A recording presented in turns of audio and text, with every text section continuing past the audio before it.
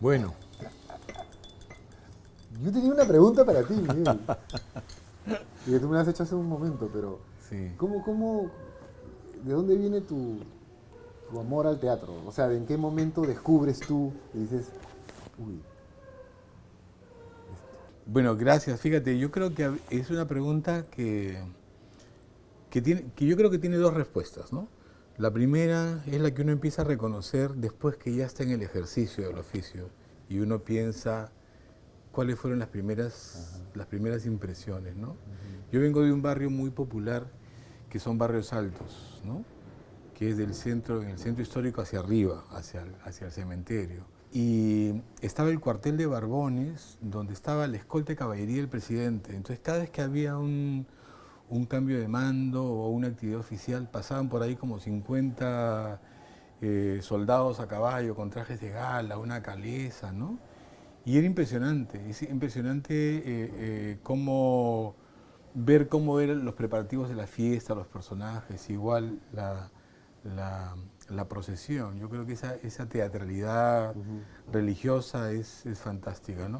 mm, Y ya con el tiempo me devuelve a Paucartambo, que yo soy devoto, me hice devoto de la Virgen del Carmen de Paucartambo. Primero fui muy interesado en ver los diablos, las máscaras, pero ahí en el camino me hice devoto. Entonces yo creo que o sea, devoto, era la Virgen también de la iglesia donde creciste, ¿no? era la La del misma, Carmen. sí, pero hubo una ruptura entre que uno, cuando era niño también era devoto, pero ya cuando uno va a la universidad y se vuelve medio hereje, entonces como que te olvidas, ¿no? Claro, Pero he retomado ahí, en sí, Paucartambo. yo por ejemplo, claro, yo he descubierto realmente el teatro, digamos, como tal, eh,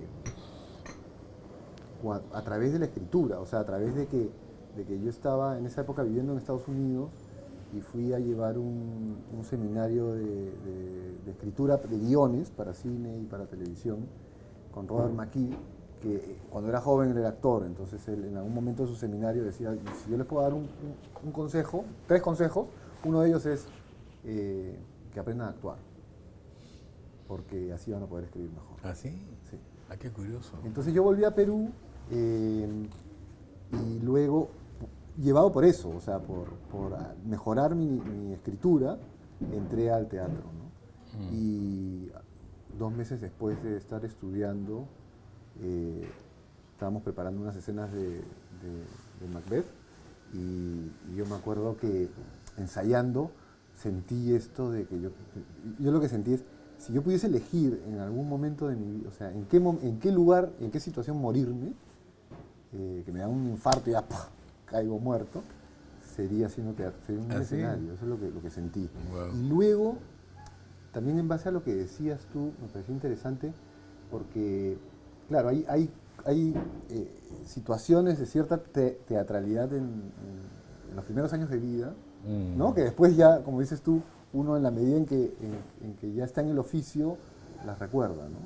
Claro. Y yo, eh, cuando era chico, eh, digamos, con mis primos y primas, hacíamos siempre sketches. Eh, digamos, todos los sábados almorzábamos en la casa de mis abuelos y cada vez que había algún evento particular de la familia, hacíamos algún sketch. Y yo era el que los dirigía, o sea, yo era el que les ponía la música, ponía el disco. Y entonces la primera vez que yo he entrado a una cabina o que he estado dirigiendo y ya en el proceso de montaje y que empiezas a acomodar, a mirar desde fuera, inmediatamente siempre recuerdo esos sábados familiares. Sí, qué bueno. Y es como que es lo mismo, solo que ya... Me parece estupendo porque, fíjate, yo creo que esa experiencia, tu experiencia es curioso porque es como que de la literatura al teatro, ¿no? Y nuestro vínculo ya cuando somos profesionales o empezamos a preguntarnos el teatro, también tiene que ver con la literatura, pero como rechazo, como decir, el teatro no es un género literario, que fue la gran bandera de los años 70, ¿no? O sea, recuperar el teatro como acción, ¿no? Y no como imposición de texto. Por supuesto que yo creo que con el tiempo todo encuentra un lugar, pero lo que decías tú de la infancia me parece que es hermoso porque es una manera también de verdad conectar con el origen, ¿no? porque conectar con el juego, ¿no? Con el rol, a jugar al otro, ¿no? Y con mirar. Claro. Yo no sé Claro. si a ti te, si Sí, a ti sí, te sí. pasa eso, porque lo he visto en tus obras, ¿no? Mm. Tú estás ahí mirando, o sea, estás de alguna manera presente en el escenario, o sea, digamos, sobre todo en estas últimas obras, pero siempre estás, ¿no? Sí, sí. Eugenio Barba dice algo que me parece muy interesante, que el director es el primer espectador, ¿no? Y él dice, yo antes que un director soy un espectador profesional. Cuando yo leí eso, y después lo hemos hablado con él, a mí me parece fantástico, porque de verdad uno tiene que mirar desde su condición de espectador la obra que quiere ver y los otros espectadores que habitan en uno, ¿no?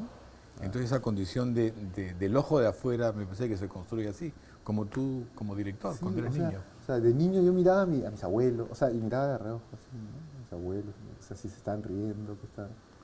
Para mí me Claro. y es algo que también he repetido cuando he montado obras, siempre estoy pendiente, o sea, me gusta eso, ¿no? Me gusta sentir como si están conectados o no. Por más de que es una percepción, ¿no? Que probablemente a veces uno también se equivoca, ¿no? Claro, Piensa que claro. la gente está más conectada o menos conectada de lo que realmente está, ¿no? Sí. Yo creo también que hablar del origen desde de tu origen biológico temprano, de infancia, me parece que hay un momento en que uno se pregunta también eh, socialmente cómo podríamos hablar de los orígenes también, ¿no? Grotowski tiene un texto muy hermoso que se llama Tú eres hijo de alguien, ¿no? Que es un poco también mirar, que conecta con lo que estamos hablando, con la infancia, con esos primeros momentos de mirar el oficio, ¿no? Y como la primera canción que uno escucha, la primera noción de representación. Por ejemplo, ahora, para mí, si algún centro tengo yo de observación, de interés, es el tema de la teatralidad, pero la teatralidad de las culturas, la teatralidad que viene no del teatro, sino de la teatralidad como práctica social que no tiene un objetivo necesariamente estético, sino que tiene un objetivo más bien de vínculo con la tierra, la marca del ganado, la celebración de la cosecha, el nacimiento, el despedir a los muertos, en fin. Pero que hay representación, hay ritualidad, hay enmascaramiento, hay fiesta, hay representación, ¿no? Entonces sí es como, siento que vuelvo al origen, como cuando tú contabas de tu infancia y tu abuelo y cómo los mirabas. No había teatro, No hay ninguna noción de claro, teatro, claro, pero sí hay claro. una noción natural de representación. Así es, eso. El ser humano De juego, ¿no? de juego. De juego, de rol. Sí. Y también yo he tenido desde pequeño también un vínculo fuerte con el mundo religioso, también, Ya, ¿no? Con el ya, mundo del ritual. claro. Este, pero siempre he estado como de alguna manera,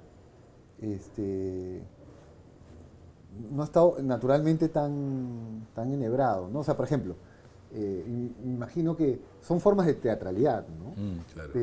Pero tú cómo lo ves De cuando has simbolización. reconectado con Paucartambo. Mm,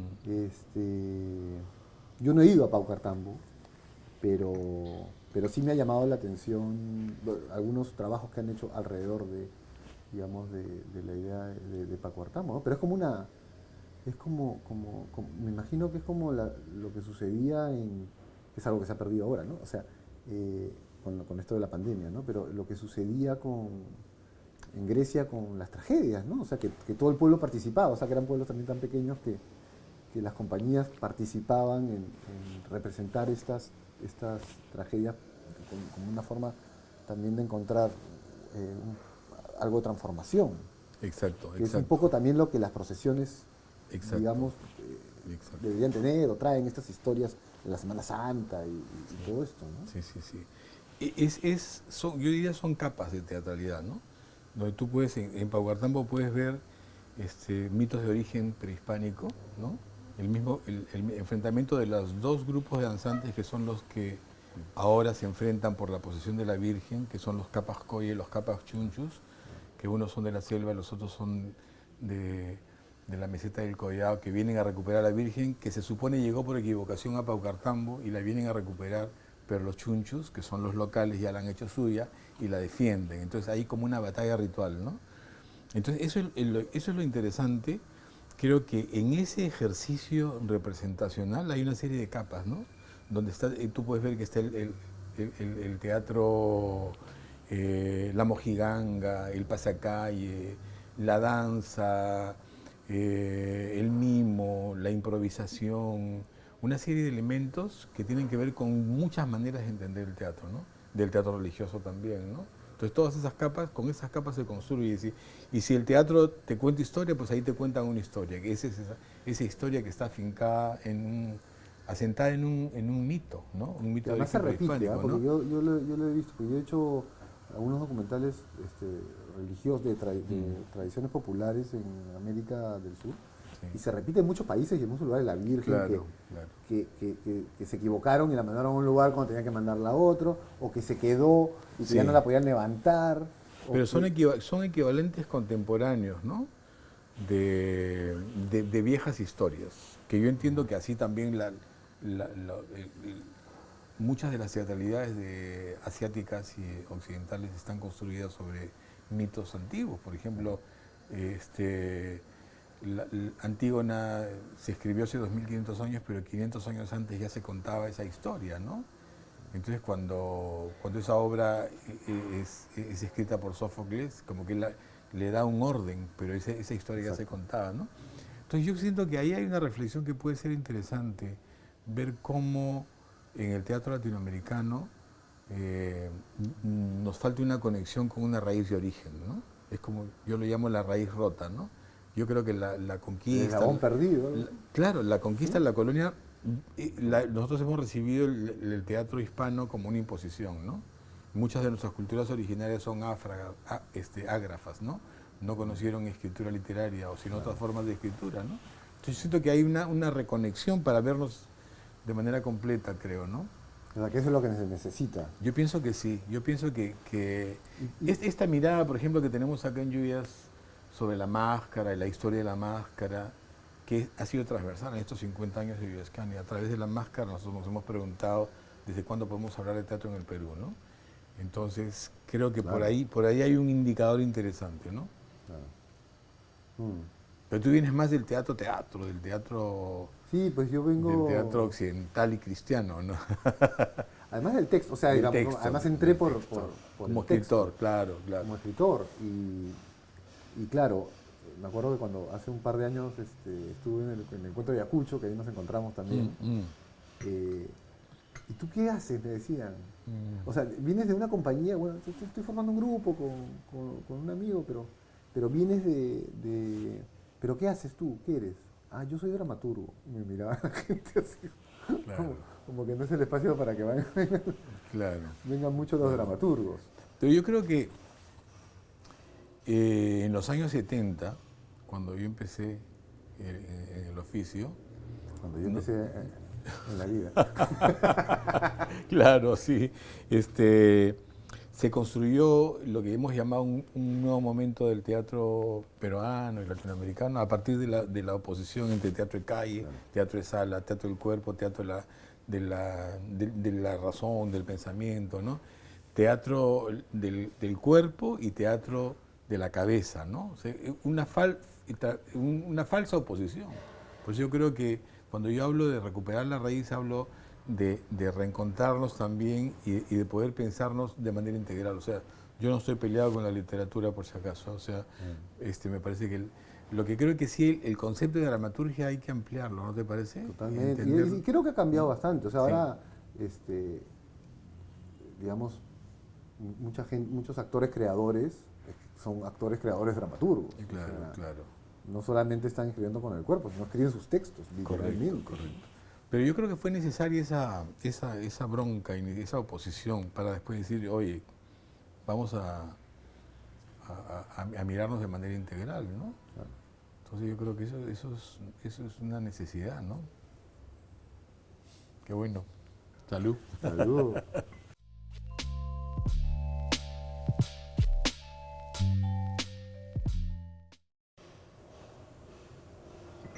Bueno, y últimamente no está, o sea, estoy en varios procesos. Ahora también la pandemia. Claro, yo vengo de un proceso más tradicional, ¿no? O sea, está el texto, se convoca a los actores, se trabaja en mesa, después se ensaya y se va montando, ¿no? Y he estado en varias obras así, en algunas mías y en otras o acompañando a otros directores, como actor también. Pero bueno, a mí la pandemia además me agarró a 15 días de estrenar una obra escrita por mí, que muy personal, porque estaba inspirada digamos, en eventos de mi familia, Sí, sí, sí. ¿no? En una tragedia de mi familia. Pero a mí me echó replantear pues, varias cosas, ¿no? Este último, casi más de año y medio ya, ¿no? Sobre el proceso Perdón que te interrumpa, cuéntame un poquito, me Sí, interesa de qué manera una historia familiar sí. puede ser Bueno, motivo. es un proceso también, ¿no? Claro, cómo es ese proceso? Porque tiene que ver con la autorreferencia, con la autoficción, ¿no? Que es un tema muy Sí, presente hoy en el teatro sí, sí. contemporáneo, ¿no? Bueno, es que eh, en, e- en mi familia, en el caso de mi familia, mi padre tuvo una primera familia que murieron en un accidente aéreo en el año 71, en el Cuando empezaba vuelo, Vivascani. en el vuelo Lanza. Ah, Cuando bueno, empezaba, sí, sí, hace pues, 50 años. 71, sí. Este 24 de diciembre son 50 Sí. años. El 24 de diciembre fue Sí, fue el accidente. Lanza, ese, Lanza ese. 508, que sobrevivió Julián Kepke, Claro, claro, sí, una muy chica sonado ese alemana. accidente, claro. Entonces, en ese accidente estaba la esposa de mi papá y sus 3 hijos. Y se cayeron y se murieron. Entonces, fue un tema que en mi familia siempre, yo desde niño sabía que tenía 3 angelitos en el cielo, ¿no? 3 hermanitos que eran angelitos en el cielo, y sabíamos en la casa que, bueno, que sí, eso, que había habido un accidente, punto. Pero no se hablaba mucho y lo que se hablaba estaba bastante normalizado en un sentido, ¿no? O sea, pero a la vez no habían fotos digamos, de mis hermanos, ¿no? Mi abuela sí tenía en su cuarto, que vivía con nosotros, pero no, mi papá no tenía fotos, entonces no era un tema que se hablara mucho y que estuvo ahí. Y en algún momento yo, más bien por una terapia psicológica que estaba haciendo, o sea, por una búsqueda personal de entender cosas de mi familia, mi papá ya había fallecido, empecé a hacerme preguntas, ¿no? Y en algún momento, por ahí en el año 2007, 2008, que yo estaba viviendo fuera, un día pensé, tengo que escribir sobre esta historia. No sabía, no sé por qué, pero en el momento que lo decidí, que en principio lo pensaba para una historia de cine, eh, empecé a temblar. Empecé a temblar, o sea, empecé a frente a la computadora, o sea, desde el momento en que yo decidí que iba a averiguar sobre esta historia y que quería escribir algo sobre eso. Y ese fue un motor que me llevó a viajar, a investigar, a meterme en el archivo del comercio, a hablar con mi familia, a hablar con mi madre, a hablar con mis tíos, empezar a encontrar gente que había conocido a mi papá en el contexto de ese accidente y que me empiezan a contar historias distintas sobre lo que había pasado. Entonces tenía un rompecabezas que además o sea, sí, un tío me decía que un doctor que había estado con él durante el proceso de búsqueda de los sobrevivientes, mi padre pues o sea, estaban buscando a su familia, me dijo que mi papá se había intentado matar varias veces, cosa que nunca yo había escuchado. De ahí fui donde mi tío y mi tío me dice, tu papá jamás se quiso matar. Pero o sea, me iban dando pistas, Claro, claro. me iban dando pistas y me fui a Pucallpa a investigar, o sea, fue todo un proceso, ¿no? O sea, claro, al final, digamos, yo termino haciendo un taller de teatro testimonial con Mariana Altaus y Mariana le sobrecogió la historia, le interesó mucho y yo sentía que no tenía distancia, o sea, que estaba solo con esa historia, que no tenía, o sea, tenía tanta información, o sea, tenía un acopio salvaje, pero no tenía distancia para poder traducir eso a algo. Y Mariana acordamos hacerla juntos, o sea, que Mariana iba a contar esa historia, que yo iba a estar como un performer en escena, Ese no. ¿no? Cosa que también fue como porque yo quería hacer esto de ficción. Claro. Y en realidad entré al taller de teatro testimonial pensando en que quizás, digamos, empezar a mirarlo desde una perspectiva más personal. Y yo de verdad tenía cosas que Mm, como que no creía que era tan fuerte. claro, Entonces la contaba y me miraban así. claro. Guau, su madre. Pero qué interesante porque es un poco... Estamos hablando la pregunta que nos hacen es ¿Cómo creamos? ¿cómo crear? El disparador escénico en tu caso, el disparador de la creación es la historia personal, ¿no? Y, y el disparador nuestro, ¿no? O el mío, Sí. digamos, no ha sido lo personal, sino ha sido más bien lo social. Y ahora, 50 años después, yo no me imagino hacer una obra de teatro si no incorporo el disparador personal, ¿no? Ya. O sea, me parece ¿Y interesante. cómo has llegado a eso? O sea, Digamos, pues yo siento que, por ejemplo, la creación colectiva, en la cultura de grupo, la cultura de actor, todo ese nuevo momento ha sido una respuesta política, ¿no? Yo creo que la creación colectiva no es un método, sino es una respuesta política frente a la necesidad de contar otras historias que no están escritas, ¿no? Pero el disparador, yo siento que ese disparador social hay un momento en que tú dices, ¿dónde estás tú ahí? ¿Quién eres tú para hablar siempre del otro, ¿no? ¿Cuál es tu lugar? ¿Quién enuncia? ¿Con quién estoy hablando, no? Entonces, con esa pregunta, yo creo que uno dice, bueno, mi testimonio personal, mi mirada, es importante también en el proceso, ¿no? Entonces, yo no me imagino ahora una obra de Yuyascani desde hace un buen rato, sin que los actores, sin que el grupo incorpore su propia historia y se comprometa con lo que está diciendo desde el lado personal. Entonces, me parece interesante porque en el caso, eh, digamos, nuestro, que venimos de un teatro social, político, de creación colectiva, yo siento que ese discurso se agota si tú no tienes un lugar allí, ¿no? Entonces, ¿pero tú crees que las primeras obras o en el transcurso de los 50 años han habido obras donde ustedes literalmente no estaban muy presentes ahí en cuanto a desde lo no, personal? no, no. Claro, claro. Ahora, es interesante también, Sí.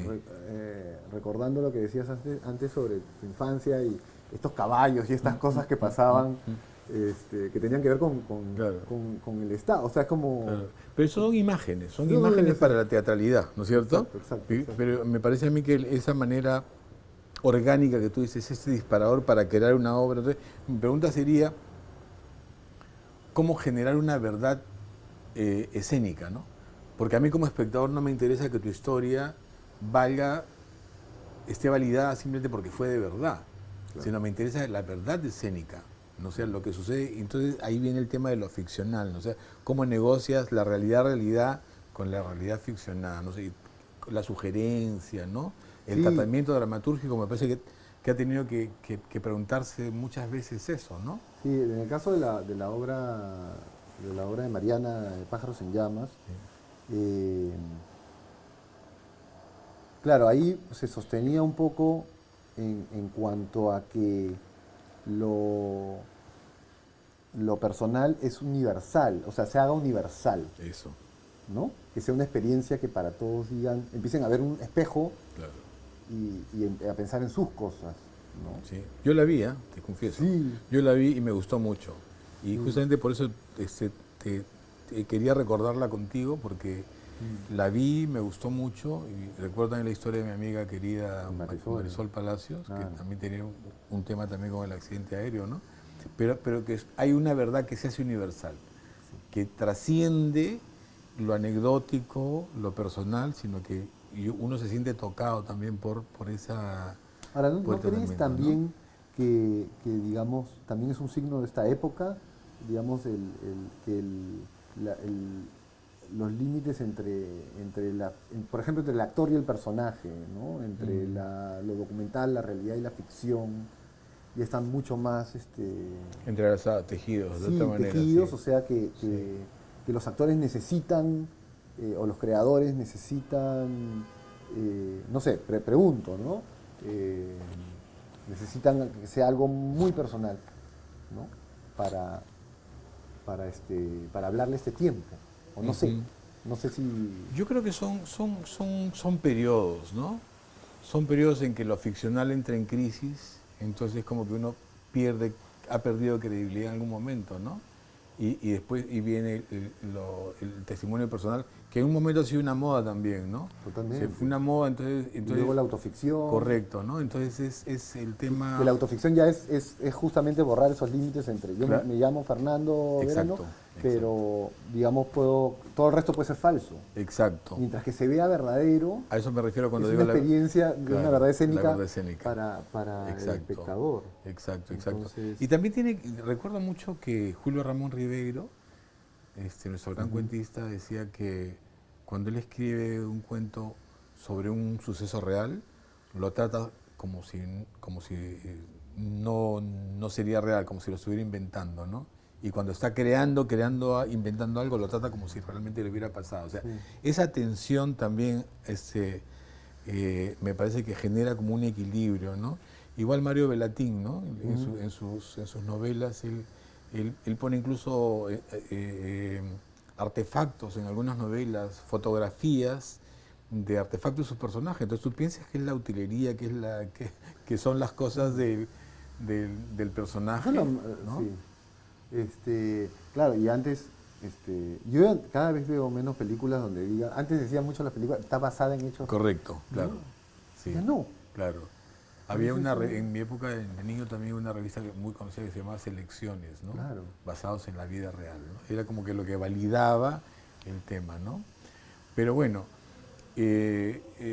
la pregunta también tiene que ver cómo vamos a los procesos creativos, ¿no? Entonces a partir de Es ahí, caótico. ¿no? ¿Cómo es en Yo tu creo que, caso? o sea, claro, es que ahí es a lo que voy, porque también nos plantea todo un reto esta época, ¿no? En la cual los procesos creativos en los que estoy ahora incluyen mucho el audiovisual, Ya. pero no el audiovisual como un apoyo escénico, Mm, mm. sino la pregunta es cómo es posible, es una pregunta que yo me hago, ¿no? Es posible, ¿cómo llevas cierto tipo de teatralidad al audiovisual? Ya, ¿No? Pero yo siempre, como que era lo que decía, lo que estaba yo tratando de decir un poco al principio, ¿no? O sea, siempre he partido desde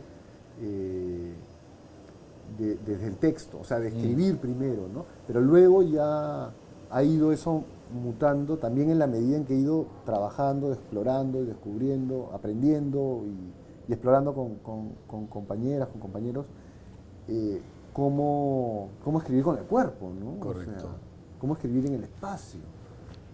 Y ahí es donde ya adquiere, o sea, el texto pasa a otro lugar, ¿no? Si tú hablas de escribir en el espacio, eso me parece que es clave. Yo con ese concepto me identifico plenamente, ¿no? Porque creo que si hablamos de disparadores creativos, yo diría que lo común en la historia de Escana ha sido el cuerpo, ¿no? O sea, poner el cuerpo en los momentos sociales más difíciles y a partir de poner el cuerpo encontrar respuestas, ¿no? Para escribir en el espacio. O sea, poner el cuerpo no en escenarios convencionales, sino en escenarios no convencionales. Nuestras primeras obras las hicimos en las puertas de las fábricas, en el trayecto desde sobre un bus, ¿no? En el trayecto que llevan los obreros hacia el trabajo, o en el atrio de una capilla, de una iglesia, en el patio de una escuela, en fin, ¿no? Y creo que eso nos ayudó a entender que el proceso creativo es personal, es personal. Yo creo que el oficio del actor está sustentado justamente en encontrar un entrenamiento personal para despertar esa condición creadora, ¿no? Poner el cuerpo y escribir en el espacio. Yo siempre que he venido a Yuyas a trabajar con ideas preconcebidas he fracasado. O sea, es entrar al espacio con sensaciones, con asociaciones libres y después leer, ¿no? Yo tengo una pregunta para ti. O sea, dentro de tus procesos creativos, porque tú también trabajas o sea, trabajas o sea, eres parte de Yuyashkani, pero también tienes otros proyectos, has diriges espectáculos, o sea, producciones con otras personas, ¿no? Con otros creadores.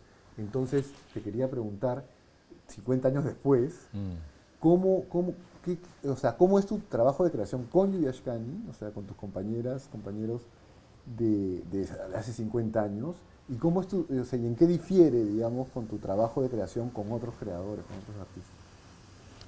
Muy buena pregunta, muy interesante Porque imagino que ya y después de muy 50 años difícil. son como hermanos, pues, ¿no? O sea, Sí, conocer claro, todas las mañas todos. sí, sí. Es difícil porque efectivamente lo que permite, creo, que sigamos juntos y que con ganas de crear, me parece, es la vocación de aprender, ¿no? De saber que siempre podemos aprender, ¿no? Y ver que toda la obra es como una sola obra con diferentes actos, es como una continuidad, ¿no? Y estar atentos a no repetirnos, ¿no? Estar atentos. Entonces yo creo que, por ejemplo, yo comencé actuando, ¿no? Y era actor, pero era muy malo, entonces me retiré. A tiempo me di cuenta que era muy tenso, que no podía ser actor, un actor no puede ser tenso. Mi maestro Antunes Filo decía que un actor tenso es como pintar con un pincel con cola. Yo lo tengo muy presente, ¿no? Pero yo siento en mi grupo, me siento cada vez más coordinador y menos director. Siento que entre colegas negociamos y armamos una suerte de textura, ¿no? Entonces yo soy el ojo de afuera, ¿no? El ojo de afuera que acompaño los procesos, ¿no? Pero mis compañeras tienen mucha autonomía, ¿no? Mucha autonomía de propuesta, entonces en la cual yo creo que mi lugar es más bien realmente operar como el ojo de afuera que va motivando y que va acompañando procesos, ¿no? Las pocas veces que he trabajado fuera del grupo ha sido con actores o con actrices que están dispuestos y dispuestas a investigar, ¿no? Nunca a partir de un texto aprendido, sino vamos los procesos son más cortos también, ¿no? Porque obviamente en mi grupo tengo es un laboratorio permanente, ¿no? De investigación. Están todo el tiempo, ahora, estas bullas que han interrumpido nuestra conversación tienen que ver con que están también preparando, ¿no? ¿En algún momento te has sentido cansado? Con frecuencia sí. Claro, pero O sea, no un cansado de ya no no quiero... estratégicamente cansado, sino, por ejemplo, cuando termino un proceso, siento que mi cansancio es como que ya mi lugar ya no es importante, ¿no? Entonces como que es como decir, ya el director es totalmente prescindible. Por eso en las últimas horas me estoy metiendo un poco. Trato de estar presente, acompañando también. Claro, eso te quería preguntar en relación a lo del director como primer espectador, ¿no? O sea, las últimas obras de Yuashkani claramente tienen una vocación de irrumpir en el espacio del espectador, hacerlo partícipe, empujar, o sea, como tocarlo, como de alguna manera hacerlo participar de otra forma, ¿no? Generar ecos, rebotes en los espectadores. Se me fue la pregunta. Sí, no está tu pregunta ahí porque tiene que ver de dónde viene eso, ¿no? De ese vínculo con el espectador en el espacio juntos. Sí, A eso te refieres, sí, ¿no? y sí, ¿de dónde viene eso? Claro. Y cómo, a veces yo siento que en el teatro tradicional uno puede estar fácil, se puede alienarse como espectador, o sea, puede estar ajeno a la experiencia, ¿no? Puede ser o sea, a veces es como lo que pasa a mucha gente cuando hablando del mundo religioso, que va a la misa y dice, no, me aburro, no siento nada, ¿no? O sea, como no conecto con nada, ¿no? Que a veces pasa eso en el mundo del teatro también. Entonces, sí, te quería preguntar por eso, o sea, por ese lugar que tiene esta participación, esta mirada, que de nuevo, si volvemos al origen, es como cuando miras cómo están reaccionando ¿no? Claro, los familiares. Yo pienso que una de las respuestas tiene que ver con la fiesta tradicional andina, ¿no? O sea, esa teatralidad que se da en un espacio compartido, ¿no? Donde todos y todas estamos en un mismo lugar, ¿no?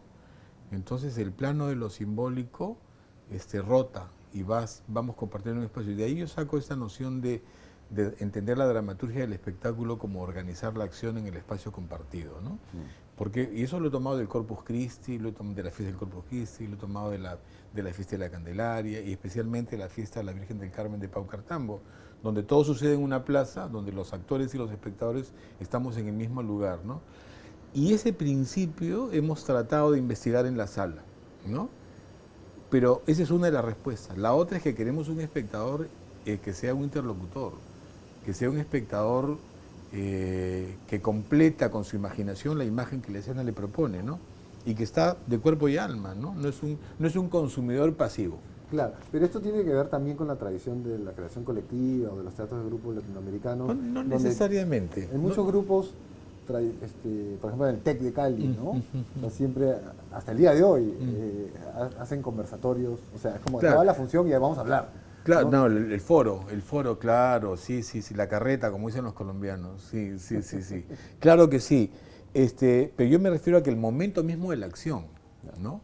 El espacio compartido, porque la sala del TEC es una sala muy linda, o lo de la Candelaria, lo de los grupos hermanos colombianos, que son nuestros hermanos mayores, siempre lo veo como un espacio frontal, ¿no? Acá nosotros hemos tenido unas graderías que nos costó mucho comprar y que no terminamos de pagar, creo que las debemos todavía, pero en un momento las hemos sacado porque pensábamos que queríamos una relación con el espectador de otra manera, ¿no? De otra manera. Incluso obras en las que hay un aforo de 130 espectadores, pero solamente hay 30 o 40 sillas, ¿no?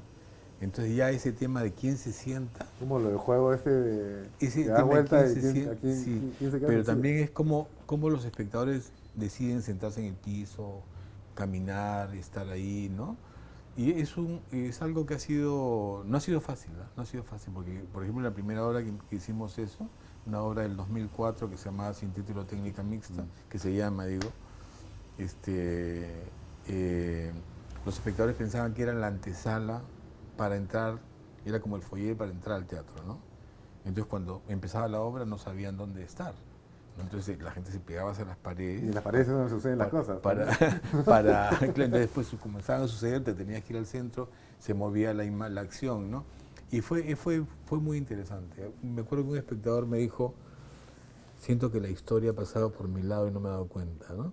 Porque teníamos unos carromatos Claro. con La guerra móviles, con ¿no? Chile, ¿no? Sí, interesante, sí. Claro, es como una procesión también, Claro, esos momentos claro. que de Sí, pronto... tiene que ver con buscar otras relaciones con el espectador. También que el cuerpo del espectador esté activo, ¿no? Nosotros no solamente ponemos el cuerpo, sino lo compartimos en el espacio con el espectador. Esa es la idea. Y ahora, con pandemia... Esa es la tercera pregunta, creo.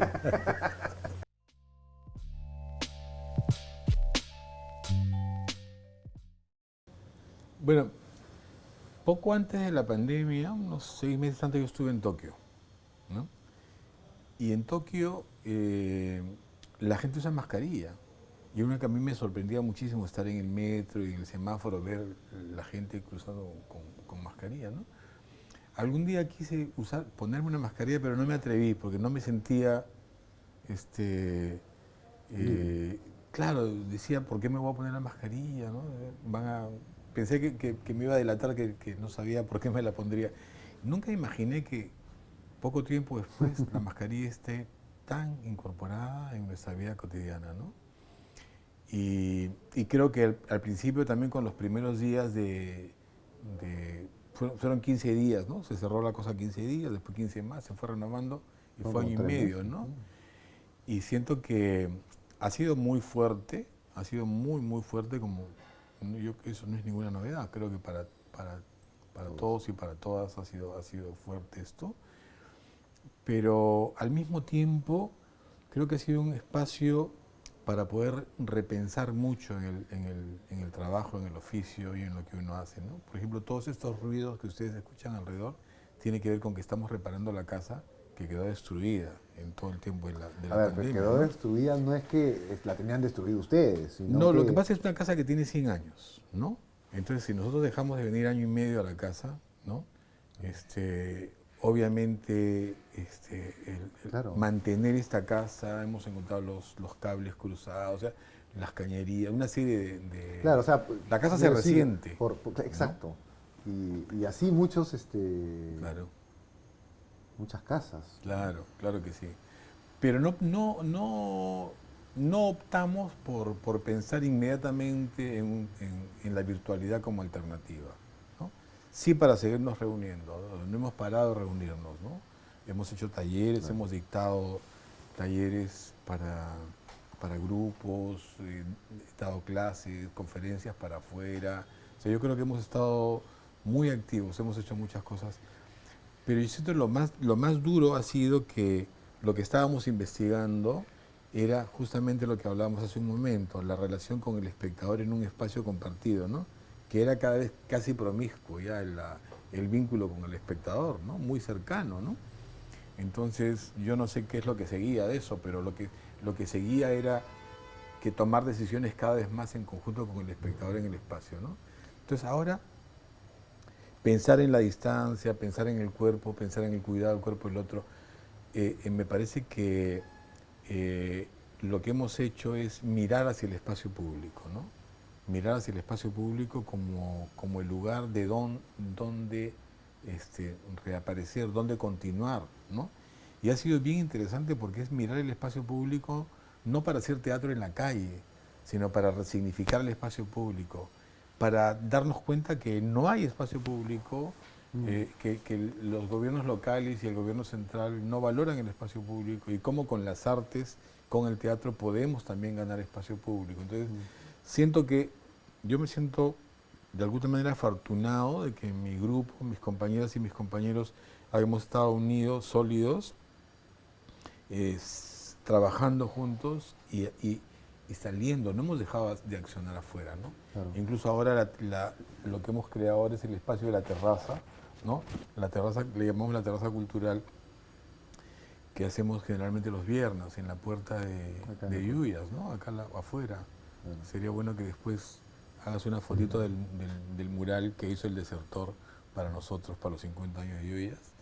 Daniel Cortés, un extraordinario artista urbano, ¿no? De Magdalena. Es interesante porque la relación con el espectador en el espacio compartido no ha desaparecido. Quiero decir, ahora es otra. Es de otra manera. ¿No? Es de otra manera, sí. Y es un poco también como lo que empezabas diciendo de lo de Tokio, ¿no?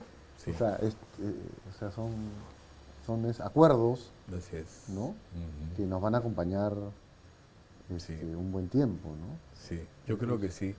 Y yo creo que es muy doloroso pensar que tenemos 200.000 muertos, que la amenaza de la pandemia continúa, que vamos seguramente a convivir con ella mucho tiempo, pero creo que también hay una mirada hacia adentro que se ha afinado, ¿no? El cuidado del cuerpo, ¿no? El cuidado de tu entorno, de tu pequeño entorno, ¿no?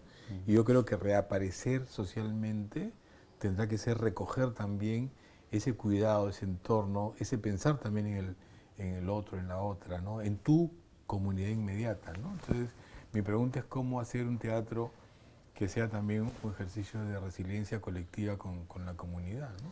Sí, hablando de eso, yo hace poco estuvimos varios de los que estamos acá viendo justamente, ¿no? Una acción en la calle. El alcalde de Barranco, esto fue por los 50 años de Cuatro Tablas. Claro. De los amigos queridos de Cuatro Tablas. Así es. Y hubo una acción, como una especie de encuentro en la plaza de Barranco. Y en un momento aparece el alcalde y da unas palabras hablando de eso, ¿no? De que le alegraba mucho ver esto, de que se pueda recuperar el espacio público, ¿no? Y continúa, porque se presentaban grupos distintos grupos de la ciudad, ¿no? Que estaban yendo y presentaban acciones pequeñas, cortas, escenas. Y se está presentando una persona y a mí me pareció fuerte, yo nunca había visto esto, ¿no? Pero se aparece un hombre y empieza a insultar y a decir que esto era, que le estaban lavando el cerebro a la gente, que esto era terrorismo, o sea, muy, muy fuerte, fue muy fuerte. ¿Dónde está el alcalde? Que yo voté por él, un nivel de violencia verbal. Sí. Entonces a mí me dio un poco de miedo, o sea, pensando como espectador, ¿no? Porque tú dices en qué momento Porque al final dijo, o sea, como lanzó una amenaza de muerte y se fue. Claro, claro. Entonces tú dices en qué momento aparece, o sea, sale un loco.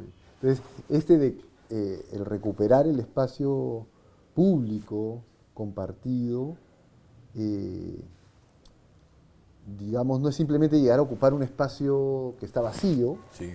¿no? Sino entrar en un diálogo y Eso. entrar en una resistencia también, ¿no? Ustedes han estado muy presentes el año pasado en las marchas que hubieron hace ya un año, casi, ¿no? En noviembre Sí, del sí. año pasado. Que me imagino que debe haber sido también toda una experiencia muy fuerte, porque me imagino que han sido las primeras cosas presenciales que han hecho Sí, desde que empezó la pandemia, ¿no? sí, sí, sí, sí. Sí, y tiene que ver con este estado de polarización que hay en la sociedad ahora, lamentable, ¿no? Que estamos viviendo un estado muy fuerte de polarización, que creo que tiene que, el componente también de la pandemia, yo creo que ha exacerbado los ánimos, ¿no? No nos permite encontrar puntos intermedios, sino está en lugares polares, ¿no? Es como decir, todos son corruptos o todos son terrucos. Entonces, Claro, tú no puedes dialogar con el otro de esa manera, ¿no? exacto. Pero yo creo que eso también tiene que ver con cómo nos hemos sentido en este Sí. tiempo, con toda esa intolerancia. Y es difícil porque hay que hacer memoria, ¿no? Yo creo que hay un uso, bueno, pues entrar ya en otro terreno, en el terreno Pero del- además ¿no? hacer memoria se necesita tiempo, ¿no? Claro, Para hacer claro, memoria. claro, O sea, claro. no hacer memoria ahorita de la pandemia estamos Claro. todavía ahí y Sí, está muy sí, fresco, ¿no? sí, sí, sí, sí. Pero, ¿cómo han trabajado ese tema de la memoria Y- en términos de con la distancia? Porque también han sido cosas siempre muy presentes, ¿no? Mira, por Muy ejemplo, actuales. nosotros lo que hemos hecho es, ahora, esta mañana hemos visto recién un trabajo que tuvimos un apoyo del Ministerio de Cultura para hacer una obra que no pudimos hacer presencial y que la hemos hecho en video, ¿no? Que no es una obra digital, no es una obra, a ver, no es una obra de Virtual. teatro grabada, ¿no? Claro. Sino Es otra cosa. es otra Una cosa. exploración. Es una exploración, es un producto, ¿no? Eso es parte del futuro, Claro, ¿no? entonces nos hemos, claro, efectivamente, Eso es ¿no? parte de lo que se viene. Claro, claro. Y eso es una parte. La otra parte ha sido también una muestra que hicimos en la Galería Miro Quesada, que ha sido Miraflores. también algo importante porque ha sido otra manera de conectar con el espectador. 20.000 espectadores han visitado la galería durante un mes en tiempo de pandemia y los actores y las actrices íbamos durante los días a hacer actos performáticos, recibir a la gente, hacer como visitas guiadas, pero más desde lo sensorial, ¿no? Antes que del hogar.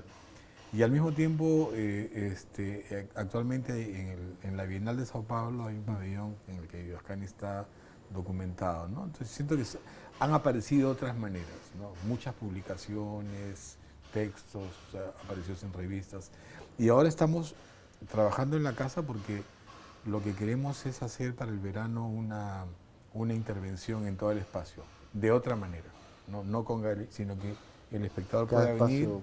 Sí, yo diría algo así como que musealizar la memoria, ya que hablas de la memoria, Ah, ¿no? Que la gente venga, ah. vea el espacio, Buenazo. vea los objetos, comparta con los actores, pero no tiene necesariamente que haga como un recorrido de sensaciones, ¿no? Yo no sé cómo, yo pienso que hay una crisis humana también, ¿no? Que afecta a toda la humanidad en estos momentos en el mundo, ¿no?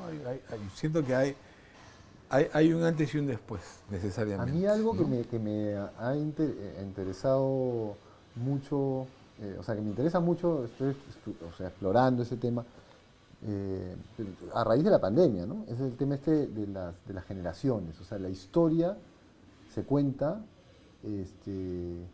a partir de las generaciones y son ciclos de aproximadamente 100 años ¿no? Tu generación no es igual a la mía, no solamente porque corresponde a otro año, sino que corresponde a Claro. a otra realidad, a otra mirada.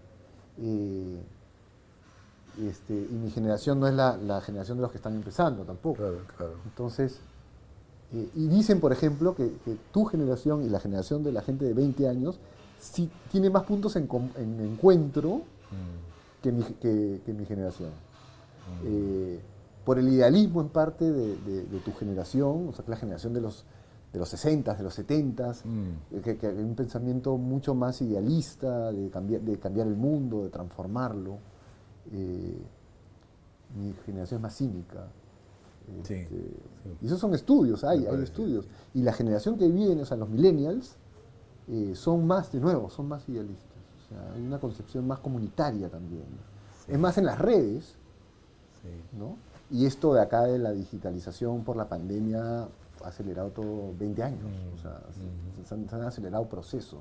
claro, claro. Entonces, claro, la pregunta está sobre el futuro Mm, en relación al teatro, que es lo que nos ocupa, mm. y lo performático.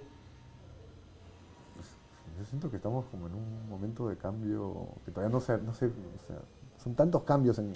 Yo no tengo certezas, pero de lo que estoy seguro es que el teatro no va a desaparecer. Ah, No va a desaparecer, ¿no? Y creo que ha habido un momento en que ha habido como que desesperación por volver a la normalidad, ¿no es cierto? Como que el problema fuera llenar nuevamente los teatros, ese no es el tema. Tampoco el tema me parece que es, vamos a hacerlo lo que hacíamos presencial, hacerlo virtual, tampoco es. Yo creo que es aprender cómo la virtualidad nos da herramientas y nos permite también seguirnos conectando, ¿no? Pero yo creo que esa comunidad efímera que es el hecho escénico, eso no va a morir. No va a morir. Va a cambiar. Yo siento que te decía, yo siento que hay una crisis civilizatoria que nos devuelve al cuidado personal. Hay también otras culturas del cuerpo seguramente, ¿no? Del cuidado, de pensar en el otro, con las que tenemos que convivir, pero no creo en los extremos simplificadores, ¿no? no, claro. No, así como la gente va a seguir yendo a misa, o sea, Claro, digamos, ¿no? O sea, son claro, claro. lo presencial, hay cosas de lo ritual, digamos, Tampoco que no no es que lo... tenga que haber una normal. Han habido fenómenos interesantísimos, por ejemplo, la Corporación Colombiana de Teatro, nuestra compañera y amiga Patricia Ariza, han habido más de 100.000 espectadores Virtual. virtuales en un festival Wow. que hicieron desde la Corporación Colombiana de Teatro, ¿no? Entonces, son 2 estadios nacionales llenos, ¿no? Entonces, eso es una cosa totalmente nueva, ¿no? Ahora, nos cuentas que están remodelando la casa, ¿no? Entonces, se están preparando, o sea, hablando de volver a la normalidad, ¿no? O sea, están haciendo un mantenimiento. Lo pregunto también porque, evidentemente, un grupo de teatro como Yuyashkani no es, o sea, es una institución cultural para nosotros, para los peruanos, pero no es una institución, digamos, como todas las instituciones, porque Es un teatro de grupo, digamos. quiero decir, las instituciones, muchas empresas en el sentido de emprendimientos, ¿no? De grupos de gente que se juntan para hacer algo. O sea, te viene la pandemia y evalúas costos, ¿no? Y dices, tengo a la gente trabajando virtualmente, ¿me entiendes? No, o sea, hay costo, como pues tú ahora me comentabas cuando entrábamos, lo que está significando, el esfuerzo que está significando para ustedes hacerle este mantenimiento a la casa, ¿no? Entonces, ¿cómo han pensado la casa en base a, digamos, a lo que se... del 51 en adelante? Es un lugar de encuentro, evidentemente, Sí, ¿no? sí. Pero, ¿cómo avisoran ese futuro? Yo pienso que el énfasis es pedagógico. Es pedagógico, ¿no? No es que no vamos a seguir creando, pero tengo claro que 50 años después tiene que haber un cambio radical, ¿no? Y el gran cambio tiene que ver con el énfasis pedagógico. ¿Cómo me imagino el futuro yo de mis compañeros? Yo creo que por todo el país. O sea, pienso que vamos a hacer como que pequeñas comunidades de exploración, ¿no? Algunos ya estamos pensando en sitios, ¿no? Para combinar y volver al origen del teatro comunitario con el que comenzó Yuyashkani, ¿no? En los barrios, ¿no?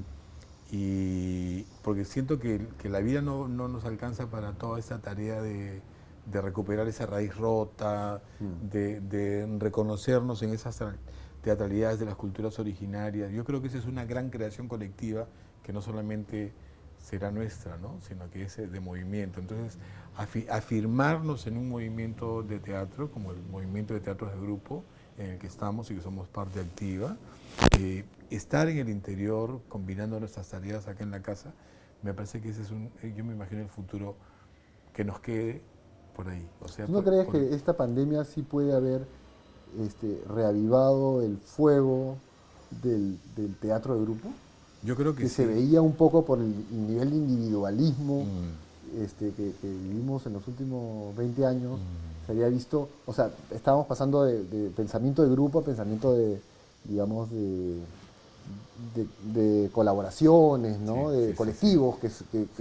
que se juntan y se... Pero esto acá obliga, ¿no? Esto de la Yo pandemia pienso que a sí. repensar esta utopía Yo pienso que sí. que dice Eugenio Barba, ¿no? Que es Yo como- pensaba que el grupo era una categoría del pasado, ¿no?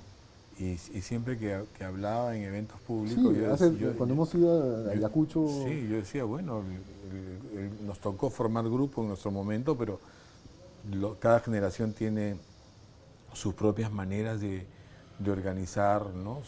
su comunidad para hacer teatro. teatro, ¿no? Para dar una respuesta. Y yo creo que ahora hay un momento también propicio para que estas comunidades de grupos surjan, ¿no? Pareció una cosa interesante como un hecho anecdótico en uno de los talleres que hicimos, que había un grupo de teatro que se había formado, que nunca habían tenido trabajo presencial. Estaban haciendo grupos, reuniéndose Yo conozco un par, ¿ah? vía También. Zoom. Me pareció fantástico, ¿no? ¿Tú también conoces? Sí, y exploran otras cosas también, Explorar ¿ah? otras cosas. Podcast, o sea, Sí, buscan, sí. pero sí, Otras maneras, sí. sí. Bien. Sí, yo creo que uno tiene que estar abierto también a lo que la realidad te va diciendo. El teatro siempre se ha enriquecido por su vínculo con el mundo de afuera. O sea, no podemos pensar el teatro como un laboratorio cerrado, ajeno a lo que pasa No. en la vida, ¿no? Imposible, No empezó así tampoco. de ninguna manera. Qué bueno. Muchas gracias. Sí, y ahí queda. No, no hay nada más así.